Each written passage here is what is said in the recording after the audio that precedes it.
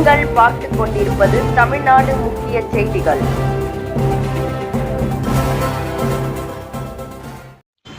வணக்கம். திருவள்ளூர் மாவட்டத்தில் கடும் பனிப்பொழிவு, பொதுமக்கள் அவதி. திருவள்ளூர் மாவட்டத்தின் பல்வேறு பகுதிகளில், குறிப்பாக சென்னை திருப்பதி தேசிய நெடுஞ்சாலையில் செல்லும் அனைத்து வாகனங்களும் முகப்பு விளக்குகளை எரியவிட்டபடியே இயக்கப்படுகின்றன. திருவள்ளூர், திருத்தணி, பொன்னேரி, பூந்தமல்லி, ஆவடி உள்ளிட்ட பகுதிகளில் வழக்கத்திற்கு மாறாக அதிகமான பனிப்பொழிவு நிலவு வருகிறது. அதிலும் திருவள்ளூர் நகர பகுதிகளான பூங்கா நகர், ரயில்வே நிலையம், பெரியகுப்பம், புட்லூர், செவ்வாய்ப்பேட்டை, வேப்பம்பட்டு, திருப்பாச்சூர், கடம்பத்தூர், திருவலாங்காடு, பழையனூர், மணவூர் ஆகிய சுற்று வட்டாரங்களில் கடும் பனிப்பொழிவு காணப்படுகிறது. பார்வை தூரம் குறைந்துள்ளதால் இருசக்கர மற்றும் 4 சக்கர வாகன ஓட்டிகள் முகப்பு விளக்குகளை எரியவிட்டு மிகுந்த கவனத்துடன் பயணித்து வருகின்றனர்.